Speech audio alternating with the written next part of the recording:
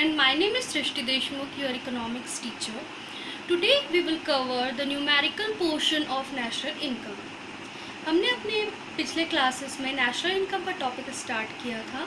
इसके कॉन्सेप्ट्स के बारे में पढ़े थे, रिलेटेड एग्रीगेट के बारे में पढ़ा था. हमने थ्योरी पोर्शन ऑलरेडी कवर कर चुके हैं. ठीक है, टुडे हम इसके न्यूमेरिकल पोर्शन की ओर जाते हैं. ठीक, न्यूमेरिकल पोर्शन जो है वो रिलेट करता है with 8 aggregates of national income. हमने अप्रॉक्स 8 एग्रीगेट को आपको बताया है पिछले क्लासेस में. वो 8 एग्रीगेट को हम एक दूसरे में कन्वर्ट कर सकते हैं. ठीक है, अगर हमारे पास एक एग्रीगेट का इंफॉर्मेशन अवेलेबल है, हम उसको दूसरे एग्रीगेट में कन्वर्ट कर सकते हैं with the help of this. Okay, तो उसी को हम बोलते हैं conversion of aggregate. Conversion of aggregate को हम 3 स्टेप से कर सकते हैं. ठीक, जैसे कि हमें पता है कि जो प्लेसेस प्रोवाइड हुआ है वो 4 प्लेसेस है. पहला प्लेसेस क्या था? ग्रॉस और नेट का. सेकंड प्लेस था domestic income and national income का. थर्ड प्लेस फिक्स्ड रहता है जो कि रहता है प्रोडक्ट का. लास्ट स्टेज जो रहता है वो रहता है आपका फैक्टर कॉस्ट और मार्केट प्राइस का. ठीक है, हम इस प्लेस को दूसरे में इजीली कन्वर्ट कर सकते हैं with the help of this. Let's continue. Conversion of aggregate पहला होता है ग्रॉस और नेट को. हम ग्रॉस को नेट में या नेट को ग्रॉस में कन्वर्ट कर सकते हैं with the help of word called depreciation. Okay, next होता है domestic income and national income. हम डोमेस्टिक इनकम को नेशनल इनकम में या नेशनल इनकम को डोमेस्टिक इनकम में कन्वर्ट कर सकते हैं with the help of word called NFIA. NFIA means होता है net factor income from abroad. Okay, next है factor cost and market price. Factor cost को मार्केट प्राइस में या मार्केट प्राइस को फैक्टर कॉस्ट में कन्वर्ट कर सकते हैं with the help of word call NIT. NIT stand for net indirect taxes. Right, चलिए कंटिन्यू करते हैं. हम जो पहला कन्वर्शन है वो है ग्रॉस और नेट का. जैसे कि मैंने आपको बताया, ग्रॉस को नेट में या नेट को ग्रॉस में कन्वर्ट कर सकते हैं with the help of word called depreciation. As a commerce student हमें मालूम है डेप्रिसिएशन वर्ड का मीनिंग. डेप्रिसिएशन क्या होता है? अगर हम कोई भी फिक्स्ड एसेट लगातार यूज़ करते हैं due to wear and tear use of fixed asset, उसकी वैल्यू जो कम होती है that is known as depreciation. Right, तो डेप्रिसिएशन को हेल्प लेते हुए हम अपनी ग्रॉस वैल्यू और नेट वैल्यू को कन्वर्ट कर सकते हैं. ठीक है, देखिए ग्रॉस वैल्यू और नेट वैल्यू ये क्या होता है वो भी थोड़ा समझ लीजिए.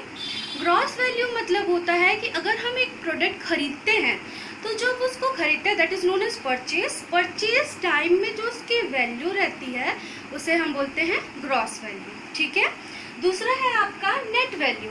नेट वैल्यू मतलब क्या होता है कि एट प्रेजेंट वो प्रोडक्ट का प्राइस कितना है, that is known as net value. ठीक है, ग्रॉस वैल्यू और नेट वैल्यू को कन्वर्ट करते हैं with the help of word called depreciation. For example, अगर हमको ग्रॉस वैल्यू कैलकुलेट करना है, ग्रॉस वैल्यू कैलकुलेट करने के लिए हमको क्या करना पड़ेगा? नेट वैल्यू प्लस डेप्रिसिएशन करेंगे तो हमारा क्या आएगा? Gross value. Right, on the other hand अगर हमको नेट वैल्यू फाइंड करना है तो हमें क्या करना पड़ेगा? ग्रॉस वैल्यू माइनस डेप्रिसिएशन करते हैं तो हमारा क्या आएगा? Net value. ठीक है, एक एग्जांपल ले लेते हैं. फॉर एग्जांपल, अगर हमने 3 साल पहले एक फ़ोन ख़रीदा है. ठीक है, 3 साल पहले हमने एक फ़ोन ख़रीदा है. Purchase price of phone for example अगर 20,000 रुपीज़ है.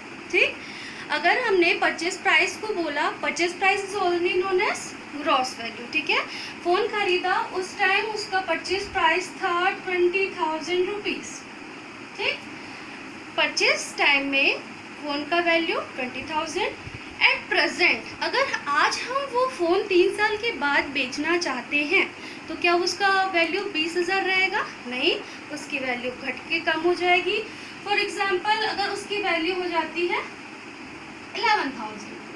ठीक है, 20,000 का फ़ोन की वैल्यू घट के कितनी हो गई? 11,000. 3 साल यूज़ भी तो किया है. जो decrease in value of fixed asset is only known as depreciation, जो कि क्या होगा? 9,000 कैसे आएगा? 20,000 माइनस 11,000. ठीक है, सेम यहाँ पर हो रहा है, ग्रॉस वैल्यू कितनी है 20,000, नेट वैल्यू है 11,000। एग्जाम्पल से आपको क्लियर हुआ? ओके। अब हम जाते हैं सेकेंड पार्ट में, ठीक है। उसका क्या है, domestic income and national income. अब हमको डोमेस्टिक इनकम को नेशनल इनकम में या नेशनल इनकम को डोमेस्टिक इनकम में कन्वर्ट करना है। हम उसको कैसे कन्वर्ट करेंगे? With the help of NFIA, that is net factor income from abroad, ठीक है। देखिए डोमेस्टिक इनकम का मतलब क्या होता है, जैसे वर्ड ही बता रहा है, डोमेस्टिक मीन्स ऐसे income, the income which we have earn from the domestic territory of a country is known as domestic income. और नेशनल इनकम क्या होता है, all the factor income which a normal residence earn within the territory of India. Okay, then यहाँ पर आगे चलते हैं। NFIA means क्या होता है, net factor income from abroad, ठीक है। कई बार क्वेश्चन में ये डायरेक्टली दिया रहता है, डायरेक्टली दिया है तो हम डायरेक्टली प्लस या माइनस करेंगे, बट कई बार क्वेश्चन में आपको डायरेक्ट NFIA प्रोवाइड नहीं होता, तो उस सिचुएशन में क्या करेंगे हम, NFIA अगर नहीं दिया है तो दो चीज़ आपको दिया गया होगा, that is factor income received और पेड टू अब्रॉड, ठीक है। तो फॉर्मूला NFIA का हो जाता है factor income received from abroad minus factor income paid to abroad, means हमें रिसीव्ड हुआ माइनस पेड टू अब्रॉड, ठीक है। आगे देखते हैं डोमेस्टिक इनकम। अगर हमको डोमेस्टिक इनकम कैलकुलेट करना है, मतलब कि वो विद इन टेरिटरी होना चाहिए, इस पे डोमेस्टिक टेरिटरी के अंदर मीन्स अब्रॉड का कोई इनकम नहीं रहना चाहिए, इसलिए हम क्या करेंगे, जो नेशनल इनकम है माइनस NFIA करते हैं तो हमें क्या मिलता है, डोमेस्टिक इनकम, ठीक है। ऑन द अदर हैंड अगर हमको नेशनल इनकम कैलकुलेट करना है तो हम क्या करेंगे, डोमेस्टिक इनकम में प्लस कर देंगे NFIA, तो हमें क्या मिल जाता है, नेशनल इनकम। ओके, वही को फॉर्मूला में लिखा गया है, domestic income equals to national income minus NFIA and national income equals to domestic income plus NFIA। Okay, next है third, factor cost and market price. हम फैक्टर कॉस्ट को market price में या मार्केट प्राइस को factor cost में convert कर सकते हैं with the help of word call NIT, means net indirect taxes, ठीक है। अब देखिए फैक्टर कॉस्ट जो है, अगर हमको फैक्टर कॉस्ट कैलकुलेट करना है तो हमें क्या करना पड़ेगा, मार्केट प्राइस को माइनस NIT करेंगे तो we will get factor cost. Okay, हमें अगर मार्केट प्राइस चाहिए तो हम क्या करेंगे, फैक्टर कॉस्ट प्लस NIT करेंगे तो we will get market price, ठीक है। एक बार फैक्टर कॉस्ट और मार्केट प्राइस के बारे में भी पढ़ लेते हैं।